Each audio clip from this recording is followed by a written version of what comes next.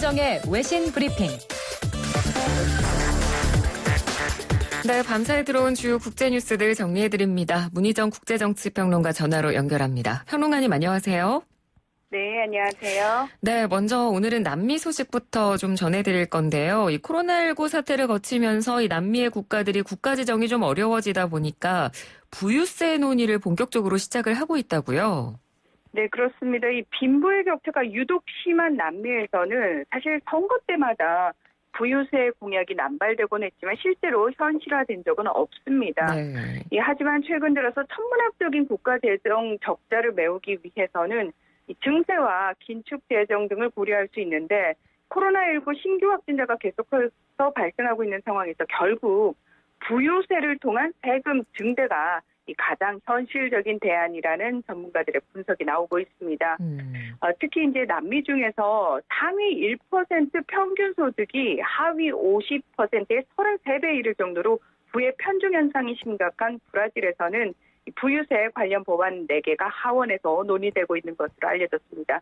브라질의 경우 최근 하루에 3만 명이 넘는 신규 확진자가 발생하고 있기 때문에 어쩔 수 없는 선택이다라는 게 정치권의 입장인 것으로 나타났고요. 네. 그리고 또 9번째 채무 불이행 위기에 빠진 아르헨티나의 경우 이 크리스티나 페르난데스 부통령이 300만 달러 이상의 자산가들에게 2%의 세율을 적용하는 부유세를 올해만 걷겠다고 제안한 상태입니다. 이를 통해서 이 아르헨티나 정부는 12,000명의 초고소득층에게 30억 달러, 우리나라 돈으로 3조 6천억 원이 넘는 세금을 걷어들일 예정인 것으로 알려졌고요. 파라과이에서도 1,000만 달러 이상의 자산가들에게 자산의 1%를 세금으로 물리는 법안이 논의 중인 것으로 알려졌습니다. 또 과테말라에서도 상위 0.1% 부자들에게 세금을 매겨서 이 코로나 위기를 극복하자는 의견이 많이 나오고 있는 것으로 알려졌습니다. 네.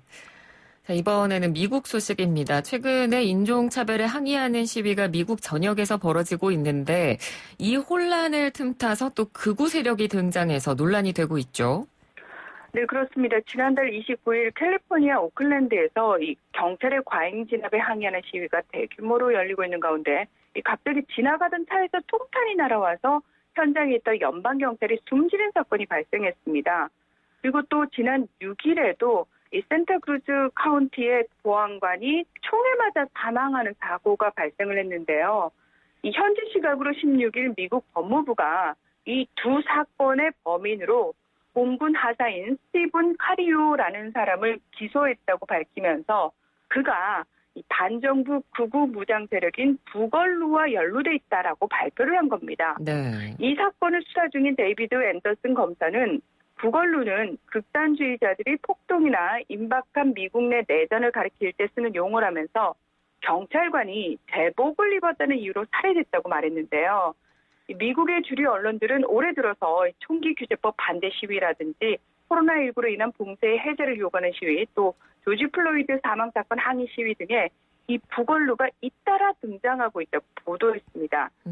지난달 초 봉쇄 해제를 요구하는 시위가 한창일 당시 부걸루 지지자들이 파이프 폭탄 제조와 코로나19 방역 지침 위반 등의 혐의로 체포가 됐고요.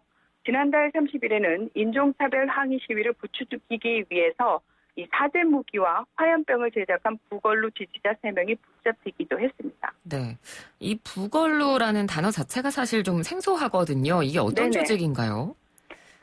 이 총기 소유와 반정부 활동을 지지하는 백인 남성들이 1984년에 개봉한 브레이크 댄스 영화인 브레이킹 2 일렉트릭 부걸루를 패러디한 레전 2 일렉트릭 부걸루를 만들어서 온라인에서 활발히 활동을 하기 시작했는데요. 따라서 온라인이 시작인 만큼 특정한 리더가 없는 느슨한 형태를 띠고 있습니다.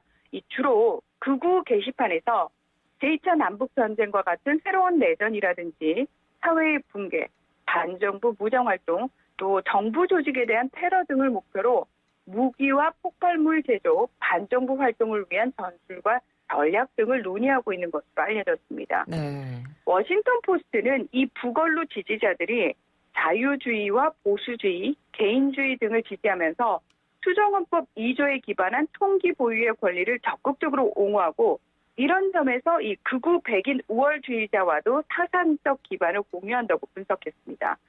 이 전문가들은 인종차별 항의 시위에서 이해할 수 없는 약탈이나 폭력 행위가 많이 발생했던 것도 구걸로 지지자들이 혼란을 더 조장하기 위해서 저지른 경우가 많은 것으로 설명하고 있는데요. 하지만 문제는 미국 헌법에서 이 총기 소유를 보장하고 있기 때문에 구걸로의 활동을 선제적으로 막을 수 있는 법적, 제도적 장치가 없다는 점입니다. 네. 따라서 앞으로도 미국 사회에서 이들의 존재는 점점 더 실질적인 위협 요인이 될 것이라는 우려가 많은 상황입니다. 네, 그렇군요. 자, 이번에는 지난 1월 이후에 5개월 만에 이 미국과 중국의 고위급 이 회담이 있었죠, 하와이에서. 근데 여전히 신경전이 좀 있었다고 들었거든요. 네, 그렇습니다. 이 마이크 폼페이오 미국 국무장관과 양제츠 중국 공산당 외교 담당 정치국원이 하와이 히캄 공군기지에서 1박 2일 동안 비공개 회동을 가졌습니다. 이 월스트리트 저널은 회담은 중국 요청으로 성사가 됐고 16일에 저녁 식사를 함께하고 17일 오전에 회담을 끝냈다고 보도를 했는데요. 이 중국 자오리젠 외교부 대변인이 18일에 브리핑한 회담 내용에 따르면 여기서 중국은 이 하나의 중국 원칙과 일국 양제 정책을 견지하고 내정 간섭에 단호히 반대한다는 중국 정부의 기존 입장을 재확인한 것으로 밝혀졌습니다. 네. 사실 최근 격한 대립을 보여왔던 두 나라의 외교수장이 만난다는 사실에 많은 기대가 있었지만 이 폼페이오 장관이 17일에 중국을 제외한 주요 7개국 외교장관들과 함께 홍콩 보안법 철회를 촉구하는 공동 성명을 내고 또 도널드 트럼프 대통령이 회담이 진행 중인 시간에 신장 위구르 지역 무슬림 등 소수민족 인권 탄압에 연관된 중국 당국자들을 제재하는 내용의 2020년 위구르 인권 정책법 등에 서명하는 등 중국을 자극하는 모습을 연출하면서 이 우려의 목소리가 상당히 많이 나왔는데요. 네. 전문가들은 합의안을 도출하지 못했지만 이 미중 관계가 최악의 상황으로 치닫는 와중에도 양국의 고위 관계자가 소통을 이어갔다는 점 자체를 높이 평가를 했습니다. 이 폼페이오 장관도 두 나라 간의 1단계 무역 합의의 모든 의무사항에 대한 완수 및 이행을 다시 약속했다면서 양국의 관계가 여기서 더는 악화되지 않을 것임을 시사하기도 했습니다. 네. 그렇게 됐으면 좋겠고요. 자, 이제 끝으로 이 중국이 일부 아프리카 국가들의 채무를 면제해 줄 것이다. 이런 이야기가 좀 흘러나오고 있는 것 같은데요. 자세한 네네. 내용 좀 전해주시죠. 네, 중국은 1대1로를 통해서 아프리카 대륙에 굉장히 적극적으로 영향력을 행사를 하고 있는데요. 네. 이에 따라서 사실 아프리카 각 국가가 중국에 지고 있는 부채 비중 자체가 상당히 높습니다.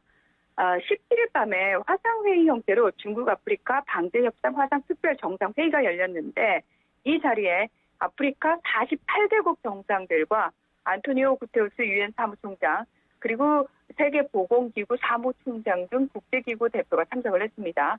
이 자리에서 시진핑 중국 국가주석이 기조연설을 통해서 아프리카와의 경제 협력을 위해서 이 올해 말 만기가 돌아오는 아프리카 국가들의 대중국 무이자 차관 상환을 면제할 것이다 라고 발표를 하면서 특히나 코로나19 상황이 심각한 국가들에는 채무 기한을 연장해 주겠다고 약속을 했습니다. 네. 또 중국이 코로나19 백신 연구 개발이 성공해서 상용화를 하게 되면 제일 먼저 아프리카에 제공해 주겠다.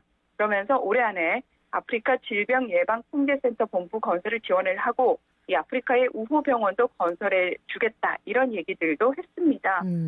미국 존스 홉킨스 대학에 따르면 2000년부터 2017년까지 중국이 아프리카 정부와 국유기업 등에 빌려준 돈은 우리 돈으로 약 175조 원이 넘는 것으로 알려졌는데요. 사실 원래는 중국은 이 부담 과다를 이유로 채무 면제라든지 또는 연장해주는 부분에 대해서 굉장히 부정적인 입장을 보여왔습니다. 네. 하지만 지난 4월에 G20과 주요 7개국에서 아프리카를 포함한 저개발 국가의 채무 탕감에 대한 합의가 본격적으로 이루어지자 이 현실적으로 중국도 여기서 발빼기를 할 수 없으니까 좀 생색내기를 선택한 것으로 분석이 되는데요. 네. 게다가 코로나19 사태에 중국 책임론이 좀 부각되면서 중국에 대한 부정적 이미지가 강해지고 또 미국이 동맹국들을 중심으로 반중국 그룹을 형성하는 상황에서 1대1로 밀접해진 아프리카 국가들을 좀 자신의 편으로 확실히 끌어들이기 위한 본격적인 작업에 착수한 것이 아니겠느냐 이렇게 해석할 수 있습니다. 네, 알겠습니다. 오늘 소식 잘 들었습니다. 고맙습니다. 네, 고맙습니다. 네, 지금까지 문희정 국제정치평론가였습니다.